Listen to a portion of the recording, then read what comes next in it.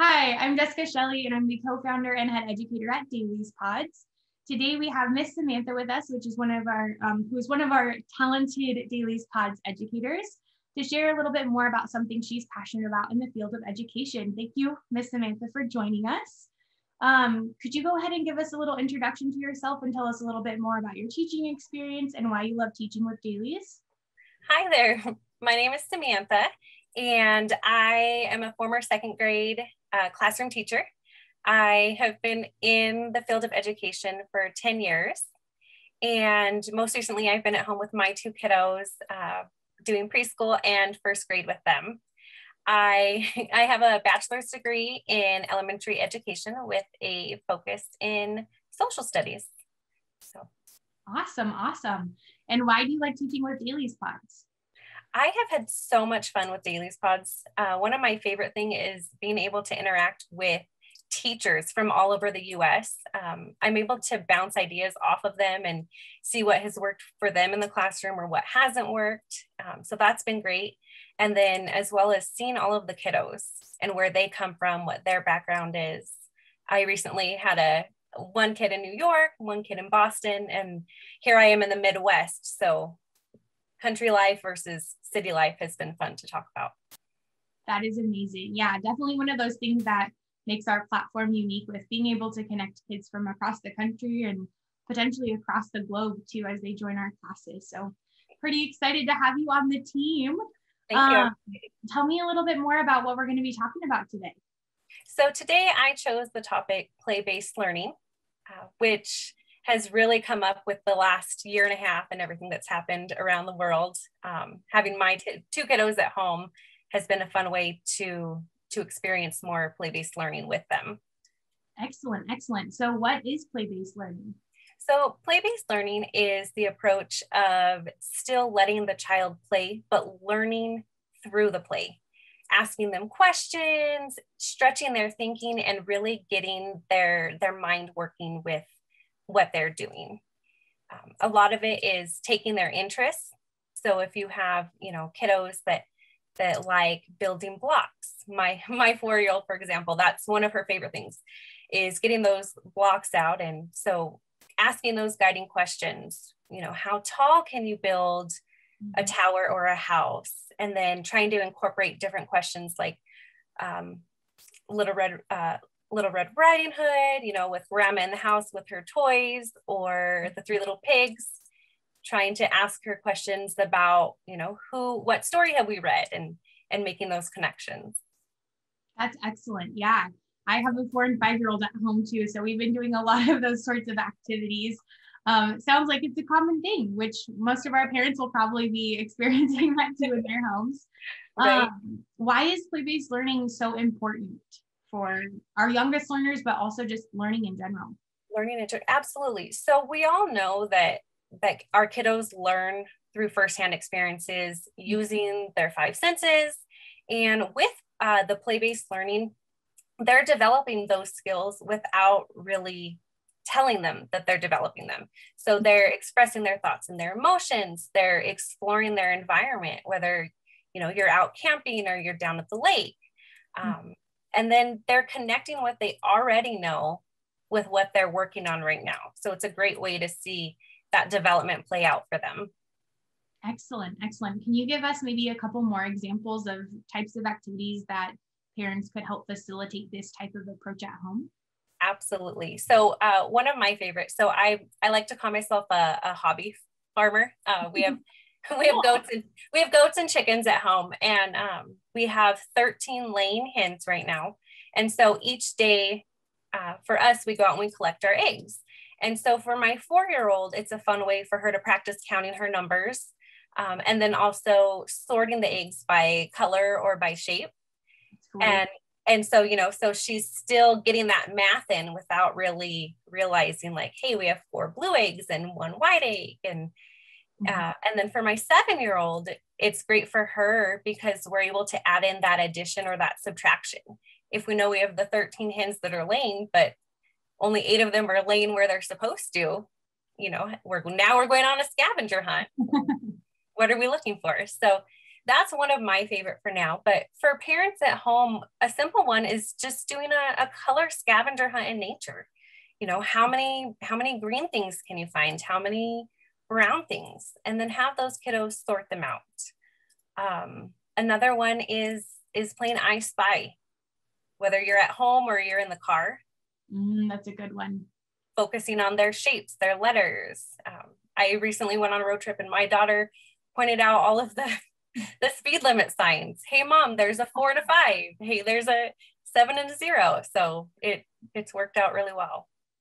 Yeah, that's a great point. It's like just even embracing those learning moments in everyday life. Like now that you're saying all of that, I'm like, okay, well, where have we done scavenger hunts before? Maybe not in the house. Right. And you don't even realize it is they're still getting that education without saying, hey, okay, we're going to learn right now. Yeah. Yeah. And even, I'm sure, as a parent too, but times when kids are waiting, like if you're having to wait in line for something, or maybe you're at a doctor's appointment and you have to wait, those are really great opportunities too, to like look outside the doctor's office window and count how many cars there are. Right. Are they in any patterns, or how many red and how many white, how many together, those kinds of questions that just kind of help facilitate the conversation really wherever you could be. I'm pretty sure my kids, we just recently moved across the country. And so you have to like update all of your address and everything, and go to the different state offices and tile floors. It's like, okay, how many tiles can you see? Is there any patterns with the tiles? What colors? Mean, it's a little silly when you're standing in line with a bunch of other adults and maybe the only one with kids, but at the same time, it keeps them busy and they're learning. Those are teachable moments. So and like you're saying, that's also a great way for the social interaction. So being able to have them in public and see how to interact with kiddos, with kiddos that maybe that they see that are close in their age, or with adults, and how society works. Yeah, absolutely. Involving them in all of those bits and pieces of normal life now that we're kind of opening back up after COVID.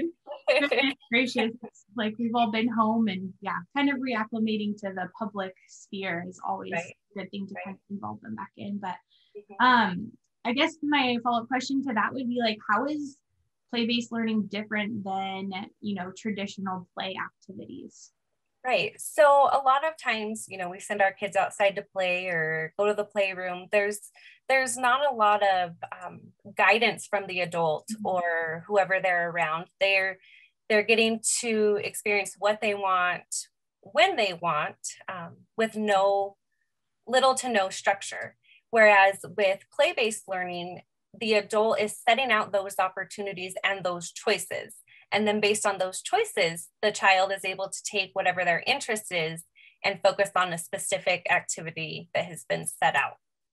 So they still get the freedom to choose, but they have those boundaries as far as what their options are. Yeah, that makes sense. I guess what advice would you give to parents if their child may be like hesitant in answering those types of questions, if they're not used to that? Like if the child is usually used to like, I don't know, building a house out of blocks, and the parent is trying to engage them in the conversation, they seem a little hesitant. How do you suggest that parents kind of go about approaching that? So I've learned with my own kiddos, with my 4-year-old, backing off a little bit. So if she's building the house and I might try to ask her and she doesn't want to respond, I'll leave it. And then I'll come back a little bit later, or I might even go grab the book or show her a reference of it, to kind of just engage her in it. Does that make sense? Yeah. I think it's more like one of those parenting things too, of like, picking your battles, like, especially if you're starting something new, it's going to feel a little bit different of like, if you're interacting with a toy in a different way and having those guiding questions. But another thing too that worked with my middle son, and he has like some sensory processing things, but modeling kind of like the thinking behind it can also be helpful. So like, oh man, this reminds me of when we read, the Three Little Pigs. Gosh, what other books do you remember any other books that we read about, about houses, about books? Goodness gracious. But yeah, just kind of like providing them some of that thinking language so that it kind of gets their brain activated. is also a really great approach too, if you have more reluctancy in, getting them to participate. So yeah, great strategies there. How do you think that parents and teachers could provide these opportunities either in the classroom or at home, or on the go? Do you have examples or anything like that that could be helpful for them in implementation? Just giving them the opportunity. So a lot of times I have things set out at home for my kiddos. Like we have a game closet. And so just letting them know that they have those choices there and that it's something that they can access maybe on their level is one way to start with it, just so the kiddos know like, hey, I can play with this, or it's something that I'm allowed to get out. And like you said, using the language, like maybe let's remind the kiddos, hey, we've got some board games. Do you want to play a board game? Or it can be as simple as, hey, let's go take a walk. And then kind of just incorporate the I Spy or the patterns like you mentioned. Yeah. Board games, that's a great point too. Like that's something that you can pack so much into that experience. Monopoly Junior is a great one for like the younger kids, because I think the money only goes up to like 5 or something. So you do addition, subtraction, what color money. I mean, if they're getting a little crazy, you make them the banker and give them different descriptions of what the money looks like. Oh, the one with the 5. Oh, the pink one. And see if you can kind of help manage that. So that's a great one. I love it. My 4-year-old, her favorite has been Guess Who. I mean, we play that almost nightly, and it's been fun to see her development through it, because we started when she was 3, I think. So, being able to only say like, it's a boy or it's a girl. And now she's got earrings, or she's got a hat or glasses, and seeing those descriptions that they come up with has been fun to see. So that's a great point too. Yeah. Anything to kind of like, I guess it kind of helps promote language development too. So like parents that are maybe have been told that their child has like a speech delay or something too, giving them the language, but then also letting them practice in a fun way, rather than like stare at yourself in the mirror and repeat after me. Describe what you see. Yeah. I mean, there's definitely a place for that too, but also, kind of lightening the load a little bit if they're going to be learning from home is always a good idea too. Kids like to be kids and access them where they are, which is different for every kid in every single family. Oh man, they are fun. A lot of things have kind of switched to virtual due to the pandemic. So I guess, how would you say that you've either implemented play-based learning in your pods, or how other teachers could implement it, or maybe even like friends getting together for like a Zoom hangout or something? How could they kind of facilitate that together in their social groups? Absolutely. So, and that's the one great thing about DailiesPods is, with the younger kiddos and the older kiddos, we have those theme days. And so being able to, if one kiddo likes music more, I've seen amazing teachers, teach songs to the kids, or another teacher has done science experiments in hers. So the kiddos are still getting that play-based learning and those skills without really knowing it. And so definitely taking the students' interest into account is probably my number one. I like to ask the kids, what do you like? What do you want to learn? What's something exciting for you? And then just build off of that. Maybe for a weekend class, for our Sunday fun day, bring Legos to class. Let's see what we can build. That's a great skill. You're using the language, the math, you're getting all of that STEM. Another one is the virtual field trips. I think my 7-year-old loves to watch them.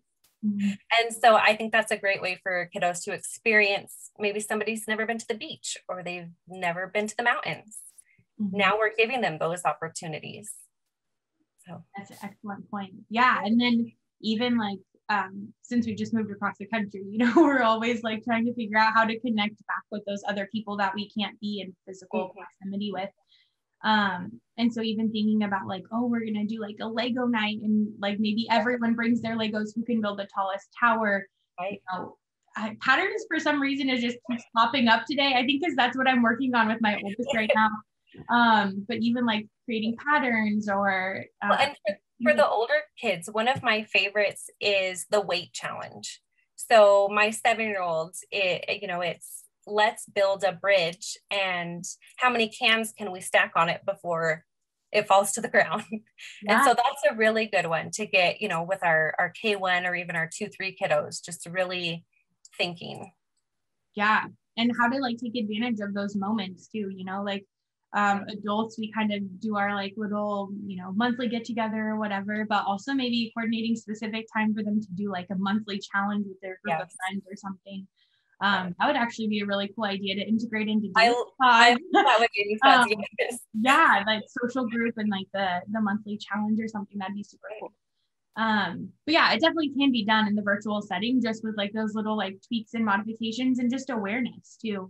How do you integrate those things in and help facilitate that virtually? Right. And there's so many things like at home that we don't even realize that we have, just like household items. And so during my week, I actually have some activities that I'm going to discuss that parents can use at home, not going out and spending tons of money. So that's a great thing as well. Yeah. It doesn't have to cost, you don't have to go out and buy the $100 magnet tassels or anything like that. Right. You can, those are pretty cool. Those are cool. Yeah.